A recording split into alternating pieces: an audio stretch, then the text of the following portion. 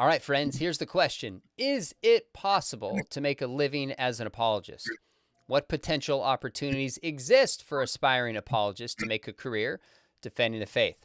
I don't know anyone better to discuss these questions with than our guest today, my friend and also my boss, Dr. Craig Hazen, founder of the Biola MA in Christian Apologetics program.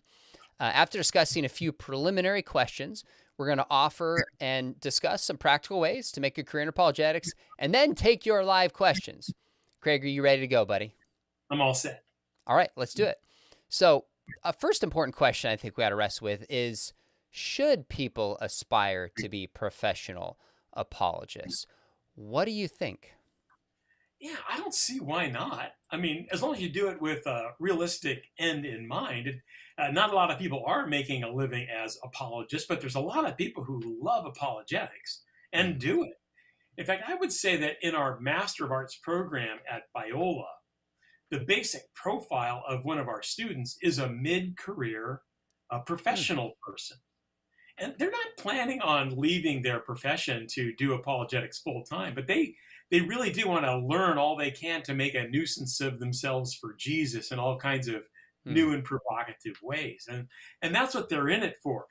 Some of them are very clever, and some of them are just huge, like international businessmen, and they've started some wonderful organizations.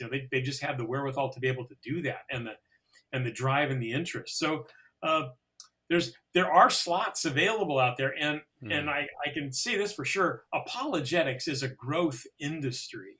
Mm. It's a growth industry. So if there aren't like jobs out there right now, there really need to be jobs out there, and that's on the churches and some other organizations that need to up their game because there's a huge need. It's never gone away, and so we Mm. definitely need more apologists. Some of them are definitely going to be professional people, and then there's a lot probably tuning in right now who might actually be on that track. But there's always a wide open door for people who just want to share their faith and answer the tough questions, whether they're getting paid for it or not. I love that. I think the only thing I would inject is that it doesn't mean everybody and anyone should aspire to be an apologist. We've heard some stories recently of just abuse and apologists not acting the way that they should. And so if somebody's thinking, oh, this is a chance to be on stage, this is a chance to be famous, this is a chance to be significant, that is not the reason to be an apologist. And so if you don't have character and a heart for the Lord, I would actually say don't try to make a career in apologetics. You'll end up hurting more people than you help. But if you have the character and you have the gifting, go for it. I love it. Now, are you implying that the best or only way to make a contribution in apologetics is to do it full time? No, but hey, if you can, it's great. And after your last soliloquy, I mean, it just reminded me of my great fondness for Stand to Reason. Hmm. Stand to Reason, the founder and president is Greg Kokel. It's been an organization that's been going now. They just celebrated 30 years. I know, It's Sean, you were there amazing. at the party too. And we had a Yeah. great celebration for Stand to Reason, 30 years of faithful apologetics oriented ministry. And it's a thrill to see that happen and I know that we've seen some organizations fall by the wayside and really spiral down into trouble. That has not been the case with Stand to Reason, Hmm. and they've been able to pay staff and pay their bills and do excellent work over the years. And I don't think they've ever had their sights set on hitting a grand slam or a home run. It's hitting a single, hitting a double, bunting every day that just moves the people around the bases for a great organization like Stand to Reason. That's a great qualification. Huge fan of what they do. Partnered with them many times. Now, the other qualifier I would say is we're not talking about how to make money in apologetics. Let me just get that out of the way right now. If anybody's thinking, how do I make a lot of money? I'm going into apologetics. You need to reshape your thinking. Now, obviously, people can make a living at it. Some can make more than others, but this is not about a get quick rich scheme. I don't know a single apologist who's rich. That's for sure. Now, for the record, just to add on your point before, it's J. Warner Wallace who says we don't need more $1 million apologists. We need $1 million $1 apologists. And so that's a lot of what you do in the program, is just training people to make a contribution where they're at, or as Greg Kokel says, bloom where you're planted. Now, one more question. We have a list of, I think, 1, 2, 3, 8 or 10 different career paths that we're going to kind of break down, and then we'll take some questions from folks.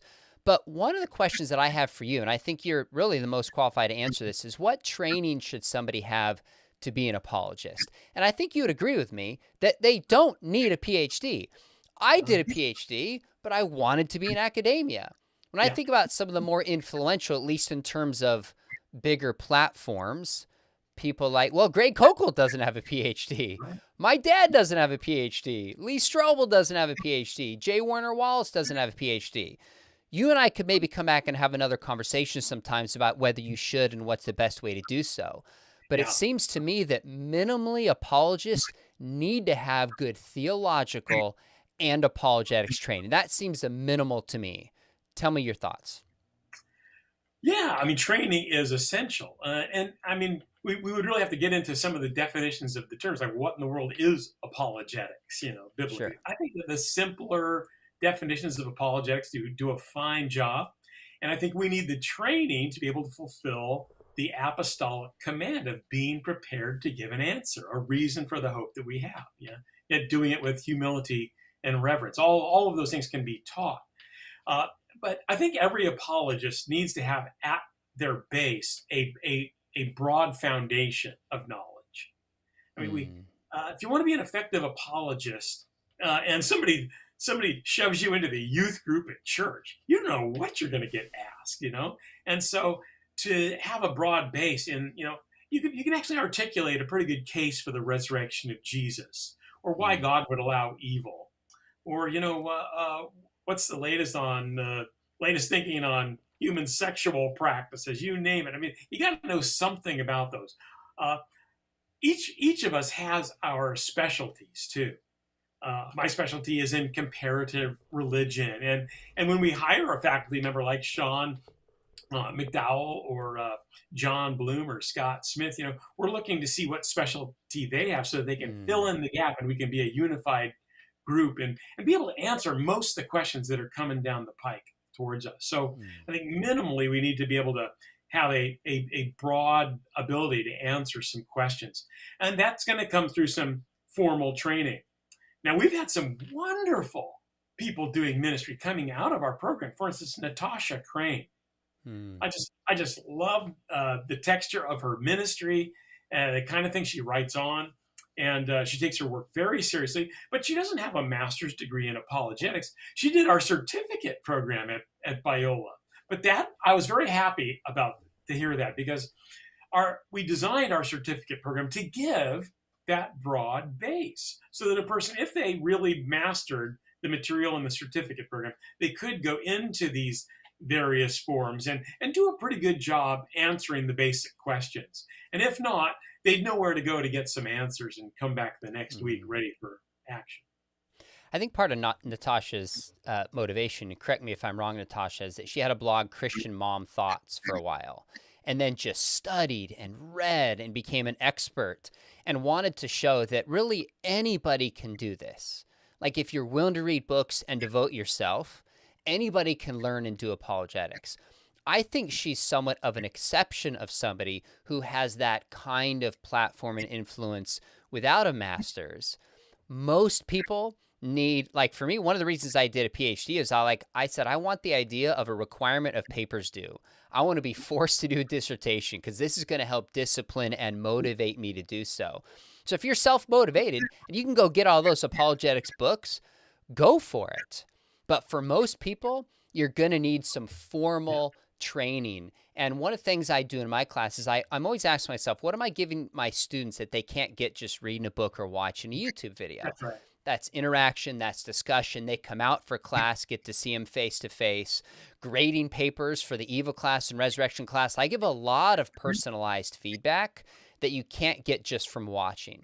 So I would say, except in rare circumstance, if you want to be an apologist, and we're not talking about apologists with a big platform. If you're teaching the local church, there's a huge responsibility there to get doctrinal teaching right, to recognize heresy, to recognize error, to be confident, because those people in your church, in your setting, are going to be looking to you to have answers. So doing that homework and doing a program. Now, there's a lot of good master's programs that are out there. Below, I linked to an article by Alan Schleman, who I think has about 8 or 10 of them. This is a great article by Alan. But maybe just tell us real quickly, and then we'll get to some of these specific disciplines. What do you think is unique about our program? And I guess one of the things is we specifically have a class that walks people through how to do these things practically, don't we? Tell us a little bit about that class. Yeah, in order to finish a master's degree now in apologetics at Biola, you actually have to go. It's one of the last classes you take, but we just call it a practicum, where you actually have to go out and communicate some good apologetics to people. It's a broad spectrum of possibilities. Not everybody's going to get onto a big stage and give a formal lecture. But if somebody wants to ramp up a wonderful, meaningful blog, or if they want to even do I don't know what apologetics music or art would look like exactly, but I suppose that's wide open. I do know Yeah. that a person could write a work of fiction and communicate great apologetic truths in ways that those of us who are using more analytic forms of communications might not be able to be effective with.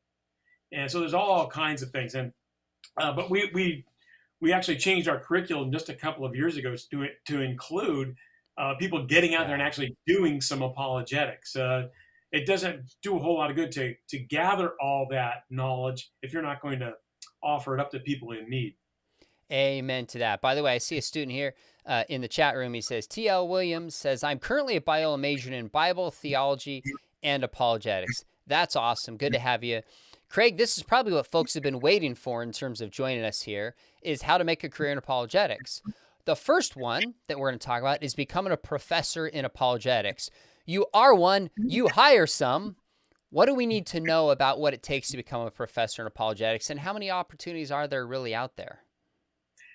Yeah, I became a Christian as a senior in high school and was right off to college soon after I became a Christian. I majored in biology, but I really started to become I really started to be in love with apologetics, and so even during my undergraduate years, I took every course I could at a very secular school. I took every course I could in philosophy and religious studies, just so I could kind of ramp things up in what could be, an apologetics ministry one day. And so after graduating in biology, of all things, I went off to grad school and did comparative religions because I thought I want to be a professor one day. I really wanted to be a professor, not necessarily a professor of apologetics. However, I always thought I would be a professor doing apologetics. Oh, And I interesting. always pictured myself at a secular school Huh. doing some, maybe teaching introduction to religious studies or some very secular sounding courses. But then I would get a chance to be the Christian presence on a secular campus. Hmm.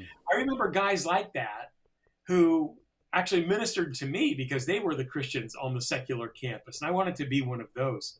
The Hmm. Lord had slightly different plans, though, and once I started really digging deeply into apologetics, I got hooked big time, and through a set of circumstances the Lord orchestrated, I ended Hmm. up running an apologetics program at another school, and then ended up at Biola running this one. So I actually saw myself in the secular world doing apologetics and some secular teaching. But I'm glad to be right in the middle of what's going on in Yeah. apologetics and students out there. Uh, uh, yeah, in terms of making choices as undergraduates, some people ask me, what should I major in? One day I want to do apologetics, either avocationally or as a vocation. What should I major in? What should I major in? And my answer has been consistent over the years. I say major in an academic subject that you Hmm. love. Hmm. An academic subject, because you can do apologetics from almost any field of study and do it well. And so whether you're majoring in biology or it's English literature or history, something like that, as long as it's an academic topic, then I think you're good to go. And if you love the subject, you'll do really well in it. Yeah. You'll be able to bring that to bear in your apologetic work later on. Craig, do you have a sense of how many positions are out there? How many schools offer this? I mean, there's probably just a few dozen. I don't know worldwide. Do you have any sense of how many people get hired to teach apologetics at either college or seminary level? Yeah, I think your comment about a few dozen is probably about right. A few dozen each Mm, year. mm. Although I do claim that this is a growth industry, that Okay. there are more positions. And one of the areas of growth is not necessarily through Christian schools that are offering degree programs in apologetics, although those are out there. But it's really through churches who are finally discovering that they really need this. They're losing not just young people now, but they're losing adults who Yeah. ought to be able to study these things and follow them out better. But churches need at least one person on staff, a full time staff person who can actually work well in the area of apologetics. Mm, And I mean, I've done this myself, just on my own, through my own church and through associated churches, where I'll get a phone call or an email and people say, you know what, I don't know what to do. My daughter has just gotten engaged to a Mormon boy, you know, and we don't know. We as a family don't know what to do about this. We understand you know something about Mormonism. Is there any way you could come over and talk to our family? You know, and I go, mm. I'd love to. I've done that, dozens of times. And I didn't need a PhD in religious studies to be able to do that. I just needed to read a couple of really good books on Mormonism. Now, it helps that I have a little expertise. A Uh, little. yeah, but uh, uh, they it just is so meaningful. It's just an area of ministry that's not being Mm. covered well in churches. And it's not just So, that. When the kids come home from public high school and they're wondering, they're confused about what's going on in the field of evolution. They're learning things that uh, they didn't learn in high school youth group. And so we need an expert on the church staff who can actually step into those mm. situations. So really a part of this is if somebody wants to be an apologist, find out a couple things. Number one, where's there a need in the church? Where's there a need in the academic world? And what skills do I have to bring to the table? And so there's a question right here from somebody. RA says, I have a criminology degree. Would that be helpful? And I would say it could be. There's a lot of study that you learn in criminology. I think of someone like J. Warner Wallace, who's a cold case detective. There's not a lot of people doing that who are creatively doing apologetics from their training. My dad said to me years ago, he goes, son, you don't have to say anything new. Just say the core truths in a new, fresh, memorable, interesting way. So criminology is interesting. I go to dinner with J. Warner Wallace, and if anyone else is there, within 3 seconds, they want to know what he does, not what I do. So how do you take that criminology degree? How does it intersect with apologetics? And then do it. Here's the last thing I'll say on being a professor. It's possible. There's not a lot of routes. You've got to find a way to make yourself marketable to those who are looking for positions, in a sense that some people think, oh, if I get hired by Biola, they'll give me opportunities. They'll give me a platform. And I say, no, Biola's thinking, why should I hire you? I want you to bring students to our program. I want you to help expand our program. So this is a whole nother conversation. But if you want to be, now maybe this is through great scholarship, maybe this is through writing, maybe this is through speaking. But if you want to be a professor of apologetics, you've got to find yourself, you got to find a way to stand out in some degree and make yourself marketable. All right. Yeah, well said. I've often told graduate students who are wondering, how they once they get out of grad school, how are they going to get a job? They really want to do teaching in either the Christian or the secular world, and I say, come in first of all, do great work as a graduate student, get Mm-hmm. a few publications along the way. That's Mm-hmm. not an impossibility, Mm-hmm. and always think with regard to publication. But also, if you have some other special skills, you need to hone those and connect them with your academic work. For instance, uh, maybe you're a bit of an entrepreneur, and the program that you'd like to be connected with, the academic program, they want to start an academic journal. well, hey, you can bring your entrepreneurial skills into the mix, and and help them out. So you're bringing extra skill sets. Maybe you're a good Yeah. editor, That writer. there you You go. you bring all kinds of things to the table. Those are all valuable, and academic committees that are looking for new professors, they'll be paying close attention to all of those factors.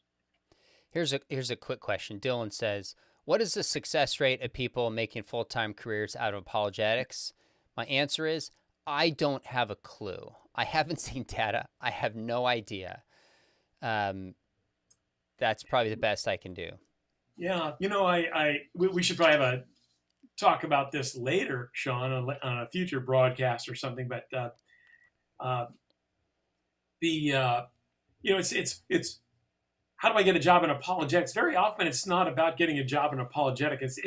It's hiring a New Testament professor for a New Testament department at a big school, Mm, and so they need a guy to cover New Testament, and he's probably going to have to teach some introductory courses in New Testament, which a good New Testament scholar could do in his sleep. Uh, but they say, hey, we could also use somebody who can give a really robust defense to the historicity of the New Testament documents. Well, there's where the apologetics plays out. So it's important to realize that apologetics is a multidisciplinary field. It's mm. multidisciplinary. So you're going to need to be able to cover several areas. Maybe it'll be some key questions in apologetics. But hey, if you can teach New Testament intro too, you are in much better shape to be up for a job. That's really good vision to give folks because when you think about the person who's probably the most influential agnostic slash atheist today, it's arguably Bart Ehrman, who teaches textual criticism at a public school. Even though I disagree with him on a lot of issues, he is a first rate scholar and is influencing a ton of students. That is a kind of apologetics for a very different worldview that you and I would love for people to consider doing as well. All right, well, let's move to the next one so we can get through these maybe a little bit more quickly. Let's see here. YouTube apologist. Well, I'm out on that one. Sean, you're going to have to help us with how is it that a person becomes a YouTube apologist? So, good question. I had a little bit of advantage here because when I started doing YouTube, I had been speaking and writing for probably a couple decades before. So, I not only had relationships with a lot of people that would come on my show, but maybe some name recognition that helped. It was really Mike Winger who said to me, Mike's story is he was a youth pastor years ago and just started posting his stuff on YouTube and started seeing with apologetic angle this growth, and he started to realize, wow, this is a huge area of influence. And then I don't know, Mike, I don't remember, maybe 3-4 years ago or so, maybe more, you shifted full time into doing YouTube theology and doing apologetics. So Mike really built this thing from the bottom up. If you want to build a YouTube channel, you can. There is always room for somebody who has quality and just brings people value. There's always room for that. There's always room at the top, I guess you could say, on some level. But my first video, it took me like probably a day and a half, and I was pretty proud. I think it got about 6,000 views. Winger texted me. He goes, hey, good job. Now do it again, and then do it again, and then do it again. I thought, holy cow, this is something you've got to commit to. So It's if a you grind. want to, if it's a grind, if you want to do it, you have to have a unique angle. And by the way, there's a whole video I did with Mike Winger on how to become a YouTube apologist, and I'll link that below. But you've got to have a unique angle. You've got to have consistency, and you've got to bring quality to people. I mean, it's really, hopefully every video I do, and that quality is different for different people, but every time I'm doing a video, I'm asking, how am I helping people? Because if this isn't interesting and helpful to people, they will click away. And so it can be done. Now, there's different ways to fund YouTube. I don't have a Patreon account. The only fundings that come through this, which really go to actually support the channel largely and other expenses, come through just simple advertisements. But other people who become full-time YouTubers will start Patreon accounts. I just talked to another apologist who's shifting and doing this, and he's able to take donations to help in this regard. there's other ways to get funding on apologetics outside of just YouTube, because I think, except in rare circumstances, you're not going to be able to get enough money for at least, I mean, it's going to take you a few years to get there. So either you've got to start it part-time, or you're going to have people giving certain donations to do so for that season. But I would say we need more YouTube apologists who are good. We Hey, consistently Sean. need people. Sorry, go ahead.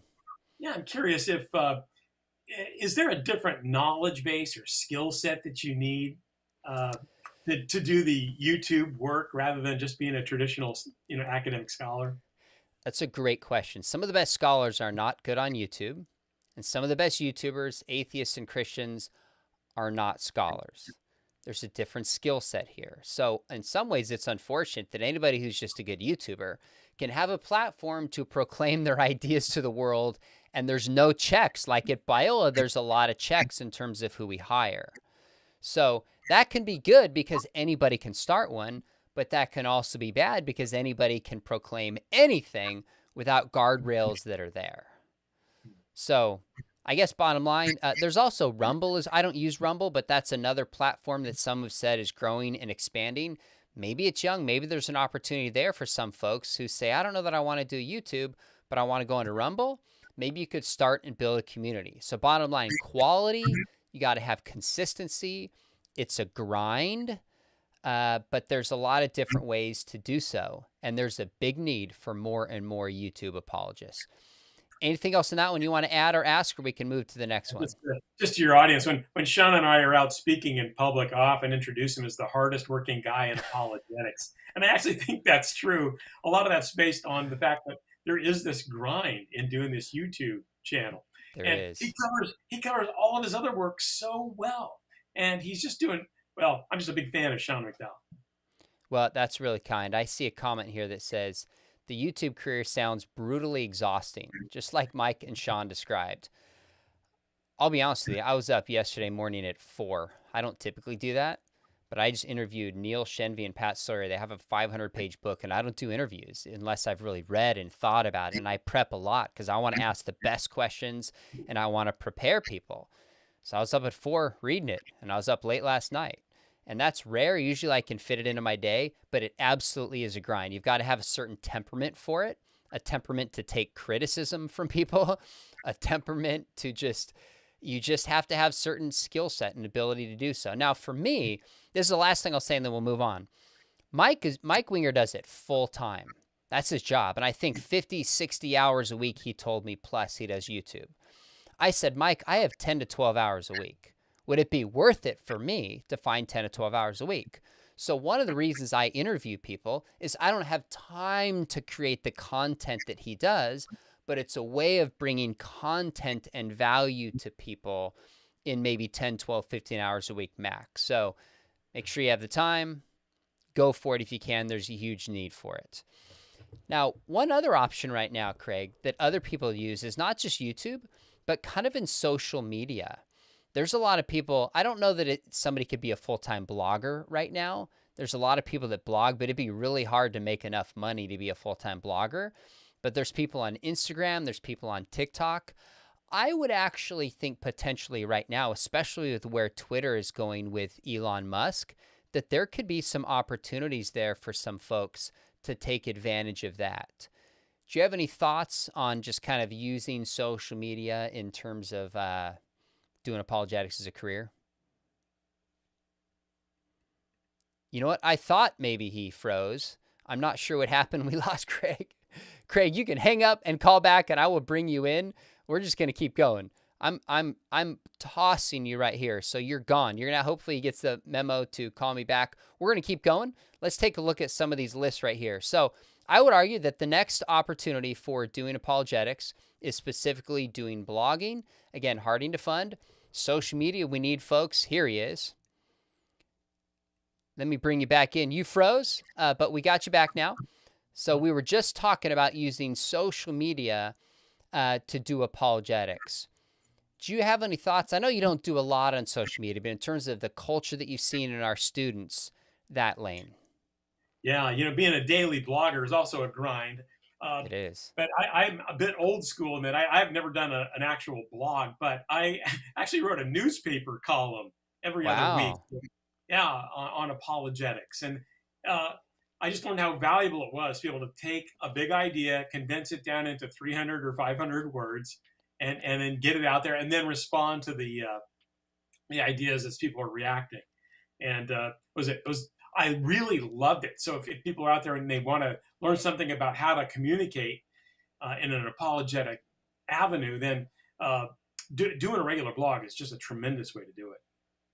The hard part is making funds do that. So now we have more and more influencers. So I can't give you the model here. You're going to have to find a way to do so. But if somebody was able to get donations, able to have sponsoring, build a big enough platform, you could do Instagram. There's people that are full-time influencers doing apologetics on TikTok. That's an avenue that we need. Now, for me, one of the reasons I do so many of these is I thought, what if they shut down my TikTok account? What if they shut down YouTube? I want to have some diversity. But if you are good on social media, you've been raised there, that's one avenue. I would just say have some caution, because social media, as apologists, it can start encouraging you towards, if I own this atheist, I'll get more views. That's stuff that apologists, I think, have to resist. There can just be all the temptations that come with the platform. And so please make sure there's some character and accountability and people around you if you do that. Of course, we'd love to help you here at Biola. All right, so let's shift. Another one is being an author. Now, I've had a chance to write a lot of books. Some have done well and make some money being an author. But I could not live in Southern California where I live just being an author. Maybe if I moved, I don't know, the middle of Kansas, no offense to my Kansas friends, but it's a lot cheaper than Southern California. Is it possible to be a full-time apologist and be an author today? What do you think, Craig? Oh, just a small handful of people have that Mm, skill set, and it really takes you have to really attract a publisher in a big way to make that happen, and get a multi-book deal, and you've already proven that your books can sell real well. It's all about making money for publishers, and so that's tough. I think really authoring books for most apologists is something that comes alongside of doing apologetics ministry. mm, For instance, I do a lot of public speaking. Sean outshines us all in that area, but it actually makes sense to write a book on things that we're talking about regularly, because people, when we speak, they want to hear more on that topic, and they would love to have a book by us. So when they read it, they actually hear our voice speaking when they read the book. That's a way to just to help your apologetics ministry in a tangible way. mm. And so I think that's where it really comes into play in terms of being an author. Uh, I try to alert our own students and good friends who want to write a book. I go, do it because you love it. Really, do it because you love it, and you know that you have Good at least a call. small audience for it.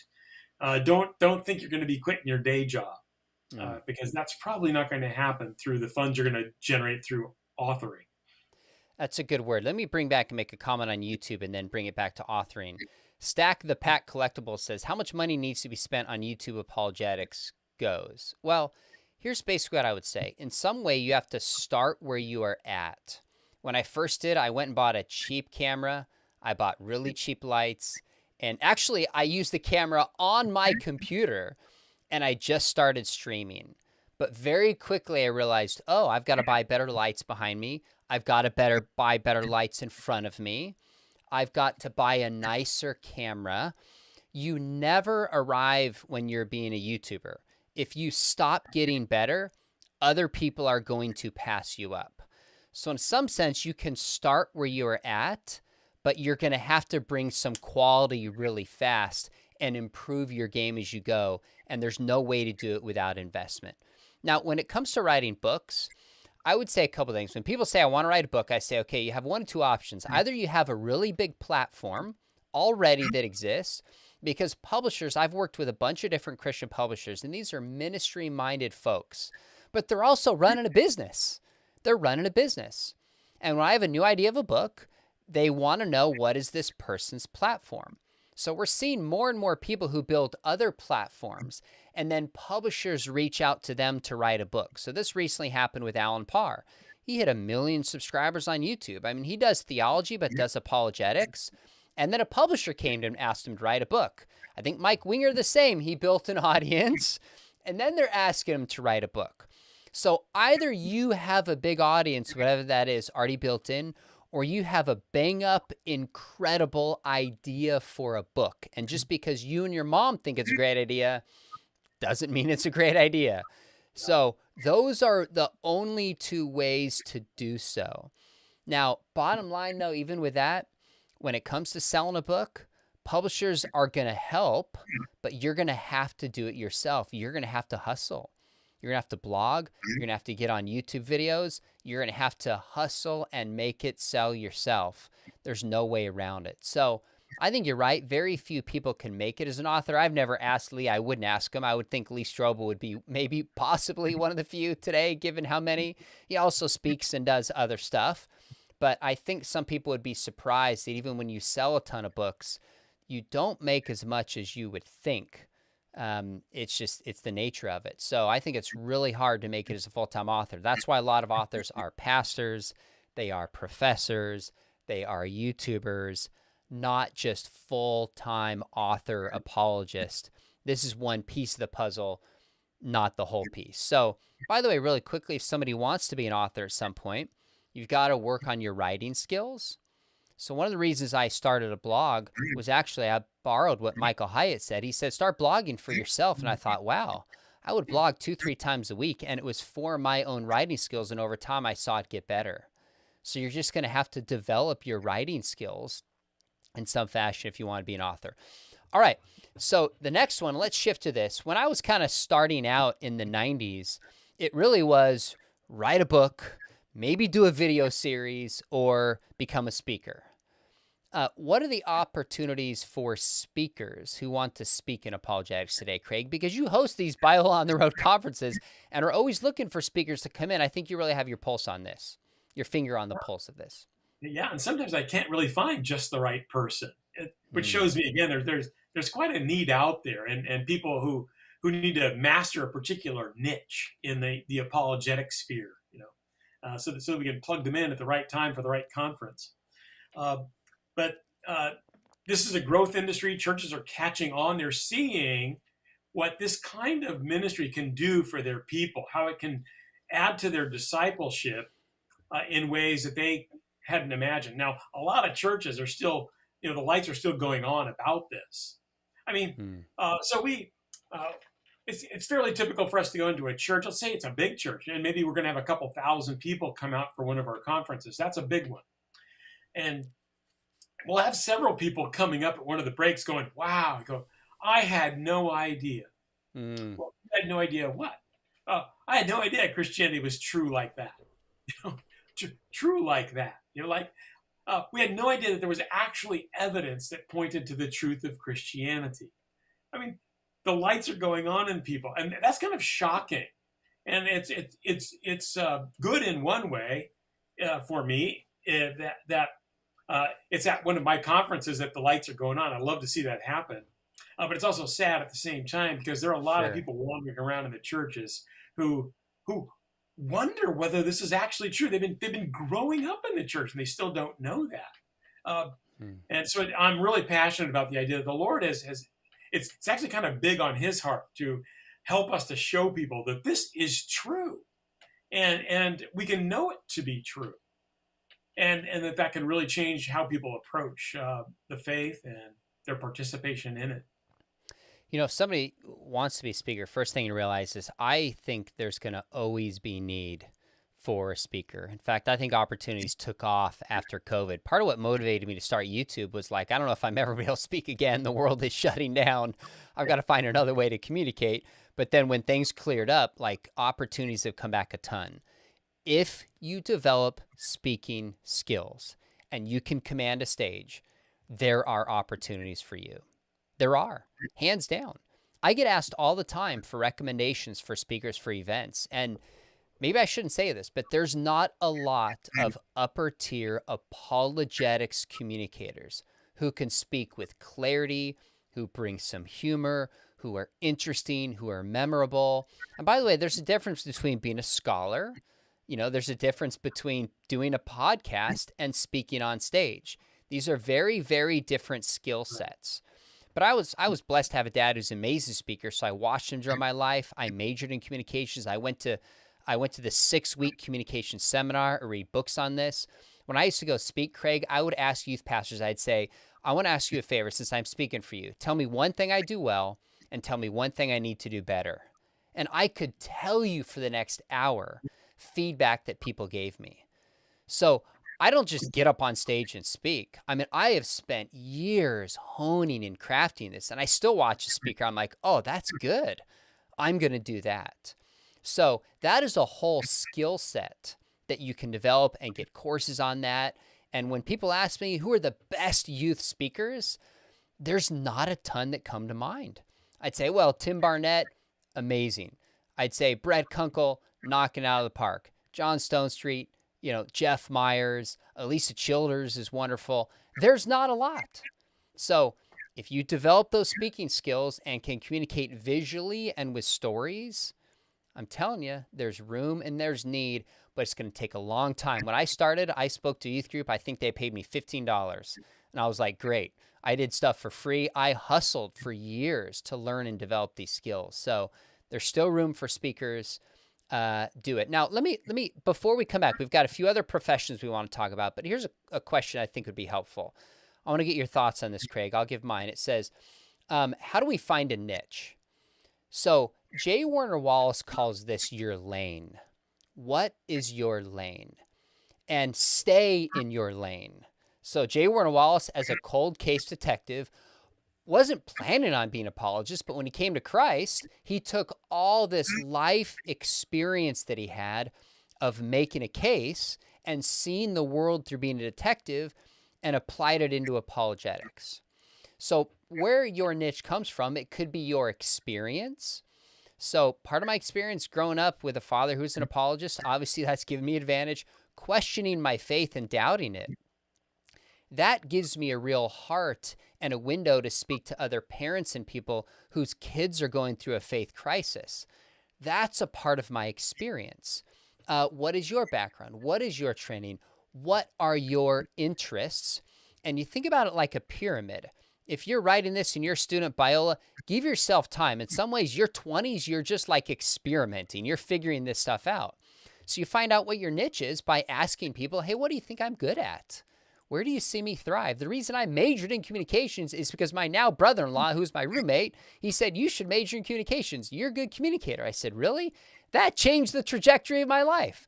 So ask people, what are you good at? And you'd be amazed at some of the feedback they'll give you. Also, just read a lot of books. Go to apologetics conferences and see what questions bug you. See what you want to research. And also go out and do apologetics in terms of just have conversations with atheists, have conversations with skeptics and with Muslims. So if you're asking this question, you're a college student, that's the right question. But you've got to give yourself some time to make some mistakes, learn along the way, get a good education, and some of this stuff will emerge. Do you have any other thoughts on having somebody find their niche, Craig? Yeah, it's in my view, it's just all about passion. And especially passion for a Mm, particular content, you know. Uh, mm, and sometimes you look back on the way the Lord has dragged you through the landscape, over the that's years. true. I didn't actually go out and attempt to become some sort of expert in Mormonism, but that's become one of my areas of study and speaking. But the Lord kept putting me in positions where I was learning that. Uh, you know, I was I remember as a kid, there was a home next to us where a Mormon bishop lived, so we had regular contact there. As a kid, somebody would drag me off to Mormon dances. Uh, and I mean, and it eventually came to the point where I actually made a study of Mormonism a big part of my doctoral dissertation. And so it's not that's near and Ah, dear to my heart. But I also I love the case for the resurrection. It's something I stay up with, something I read on regularly. Uh, and then I think my most important contribution is uh, uh, dealing with how traditional Christianity deals with world religions like Buddhism and Hinduism and Islam and so on. My doctoral work was in comparative religion, and so I kind of pick up that piece for the team. There aren't a lot of scholars out there who deal with that, and so I definitely That's right. hang on to that. And something I want to say about that you referenced earlier, Sean, and that was these speaking tiers. You're exactly right. There aren't a whole lot of big platform speakers.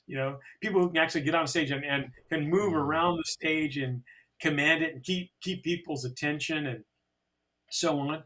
But that doesn't mean there's not a place for you out there, folks. If you think I don't have Amen. those skills, look, there's also the next tier down. That's, I would call it, vital classroom teaching, where you're really good at lecturing, more in an academic vein, but you're also good at Q&A and leading discussion and getting the ideas out on the table. That doesn't really Mm. work on a big platform, but it easily works in fact, it's the preferred way to do it in a classroom.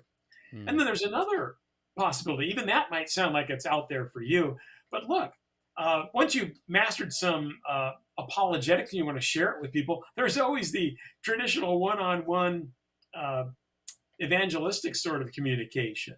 And there's always a room full of high school kids somewhere who want to ask questions, and That's so true. there's many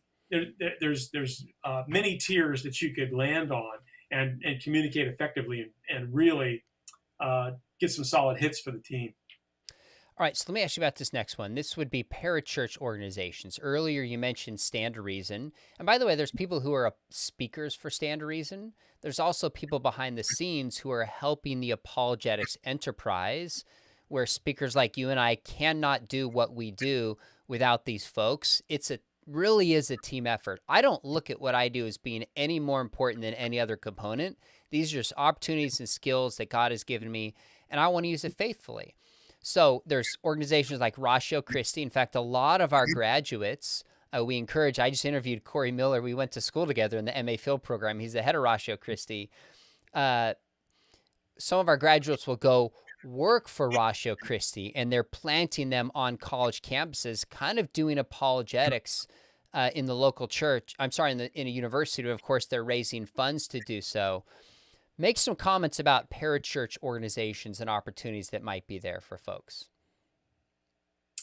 Yeah, they're really doing the job. I mean, I just reasons to believe and Ratio Mm. Christi and Stand to Reason and hundreds of others, that you may not have heard of, but I hear from them almost every week in some capacity, and they're just doing great work. Uh, and I'll focus back on Stand to Reason for a moment, because that's 30 years now of hard Amazing. work and faithful work and treating people well and doing their best to raise the money to pay the staff and to make it all work. It's just tremendous.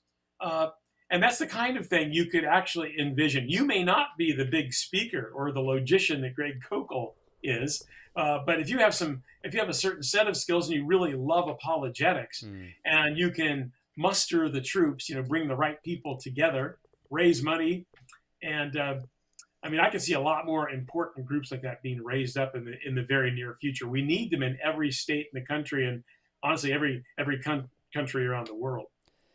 So you're right. In terms of in my father's ministry for years, they have people who raise funds for the ministry, and you just can't distribute books around the world if you don't have funds. You have people who work in marketing, people work in business. So if you love apologetics and are like, none of these things are talking about fit, think about it as one option of using those skills and being the best you can be in that area, and helping with a parachurch organization would be a wonderful, wonderful way to contribute and be a part of the team.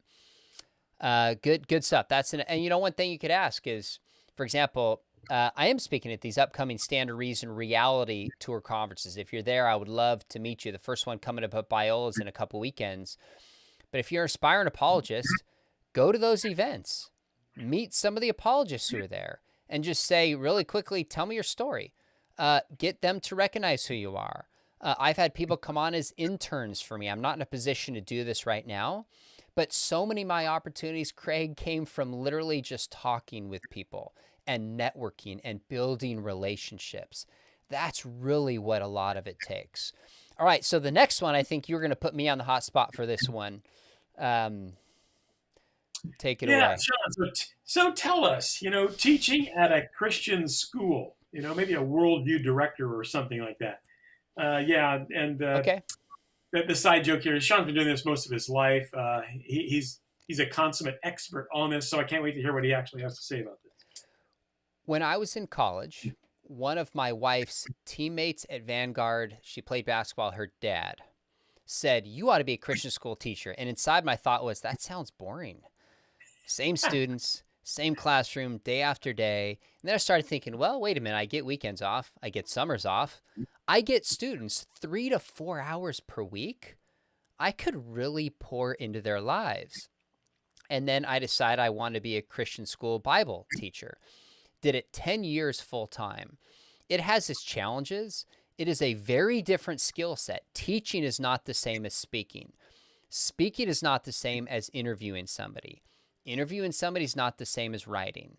Teaching is a very unique skill set. So, for example, correct me if I'm wrong, Scott Smith in our program, I don't think he does a lot of big stage speaking, but he is a first-class, unbelievable classroom teacher who's a better classroom teacher than I am. And I'm happy to say that. He's a wonderful classroom teacher. But there's a certain skill set you have to learn to become a teacher. And I really struggled my first year. I lost a lot of weight. I wanted to quit. I was miserable. I'll be completely honest. I can't believe I'm saying this live, but I broke down in tears one time. I hated it so much. And then there's this part inside of me, and there's a long backstory to this, but I started to realize, okay, I've got to humble myself. I've got to learn actually how to teach, not to speak to these students.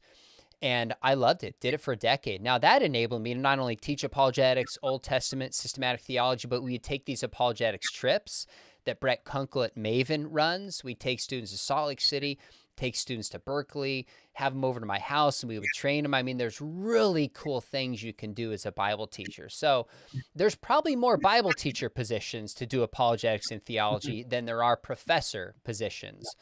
Probably 100 to 1 if I had to guess, maybe more so. Now, a couple things to keep in mind. You don't technically have to have a teaching credential for most Christian schools as far as I'm aware, but it really helps and sets you apart. That's something to consider. Second, you really got to get a master's. We'd love to have you with us at Biola. There's so many other good schools that we love, Liberty, Houston Christian. Go get a master's in apologetics or theology. That is just vital to have, I think, especially since you're talking to students. But a couple of the benefits of teaching to me were, number one, it forced me to explain stuff to students. And so I think it helped me on YouTube. It helps me being a speaker. I think in terms of, can I communicate this in a way that a student level person understands? It forced that. But it also made things, I'd like to think, and again, I hesitate to say this, in some ways, I'd like to think maybe it helped keep me humble, because I remember a kid in my class who said, okay, Dr. McDowell, I just need to get, he didn't even call me Dr. McDowell. He goes, okay, Mr. McDowell, I just need to get a C- in your class. What do I have to do to get a C-? Now, he didn't mean this, but basically he said, I don't really care about learning. I don't care about your class. I just need a C- because that's what I need to keep my license. I mean, that kind of kids falling asleep in class, dealing with discipline, was like, holy cow, they don't give a rip who I think I am. They just want to know if I show up and care about them and teach. So let me give one pointer if you want to be a Bible teacher. I interviewed dozens of people. I never had one who showed up and did this. They said, you know what? I went and I observed different Bible teachers, and I took careful notes, and I took them to lunch. And I asked them, what does it take to be a good Bible teacher? And here's a notebook that I have, and they hold up a notebook of observing not just Bible teachers, but other teachers, and conversations that I've had, and lessons I've already thought through that I want to teach. I've never had somebody come in that ready ahead of the game. If you want to separate yourself, get a teaching credential, hopefully, get a master's degree, find a Christian school or even a public school near you, and just ask, who are the good teachers? Doesn't matter what the subject is. Could be history, could be English. And just go observe and ask them, what does it take to be a good teacher? And then take notes down. And then when you go to that interview, there's a good chance you'll get that job. So Christian school teaching is a wonderful way to contribute. For the last 11 years, I've still done one class in the morning. Actually heard my daughter's voice in the background. We're live to the world. She's in my class.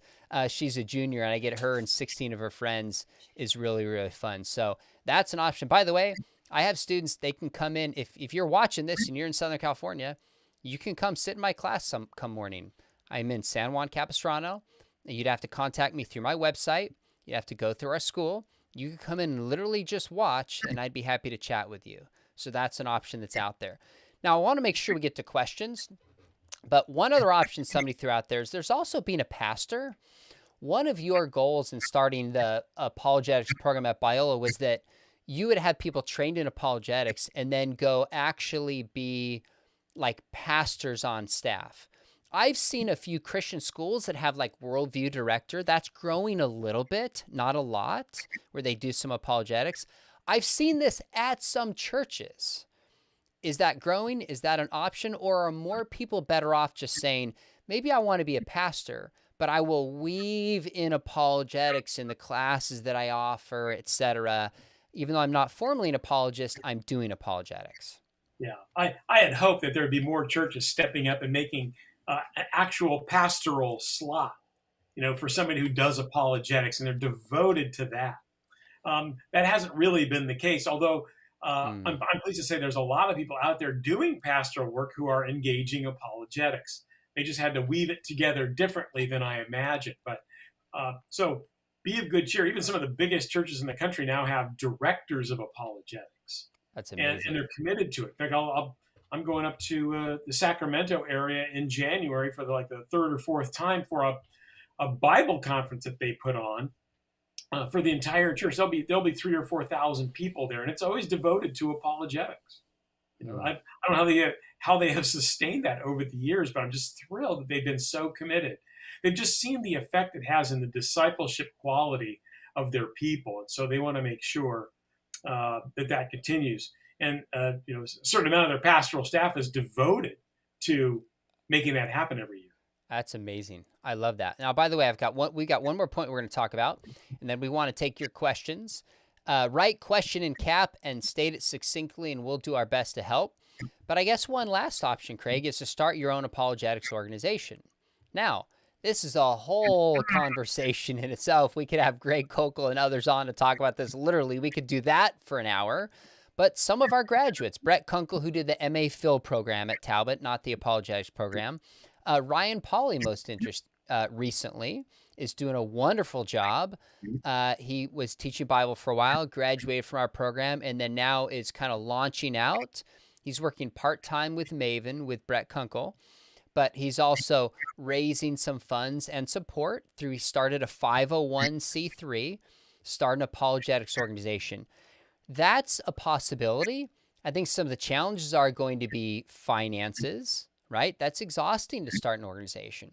Make sure you have a clear, unique vision of what you are going to add and contribute, rather when you're, in a sense, reinventing the wheel.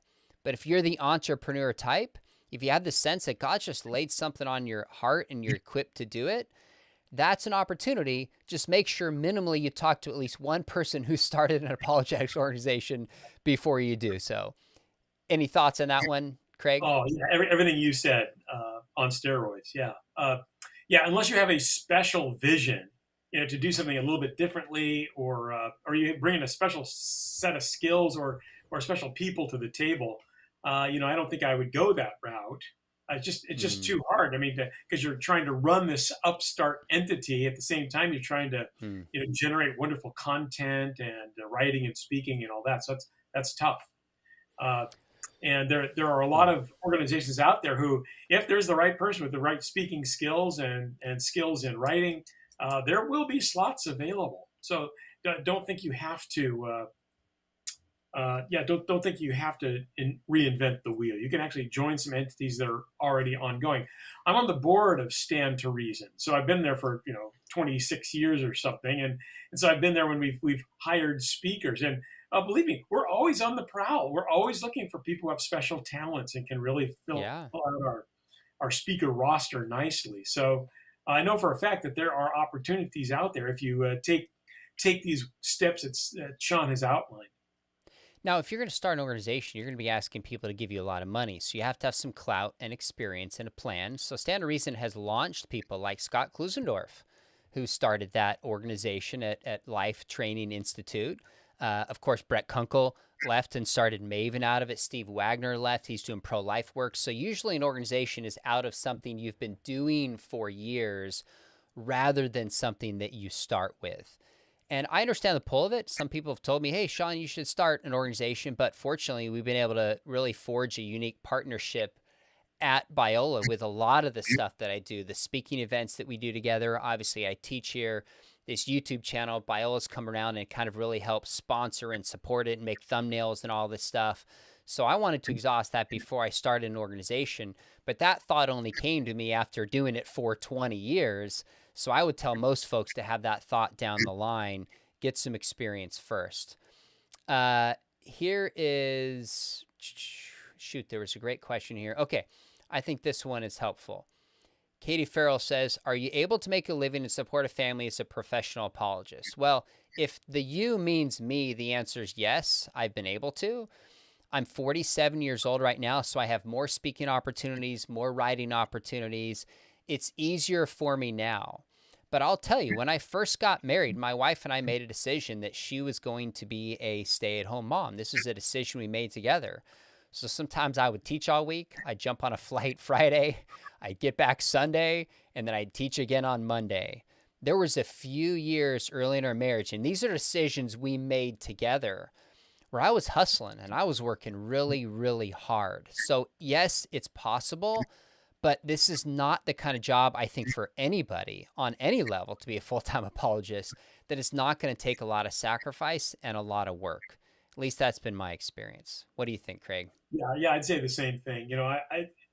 Doing doing the conferences and the side ministries has always been a sideline for me. I've always been an educator professionally, and so if but I'm out a lot of weekends, and when I had Mm, small kids, that was tough. Fortunately, there weren't quite as many invitations back then, but now the dance card fills up pretty quickly, and but even if I were to just drop my teaching work at Biola and my work there, it would be difficult to make a full living off of the mm. side work that I do uh, through apologetics ministry apart from Biola. Yeah, I think so too. For me, I've definitely had an advantage having a famous, influential apologist father. I'm not sure I can ever calculate how much that's been able to help me speaking, help me writing. Like, I can't separate those things, but just try to really honor him with that. So I qualify that because there might be some people that are saying this is easy for you to say. But when I look at the churches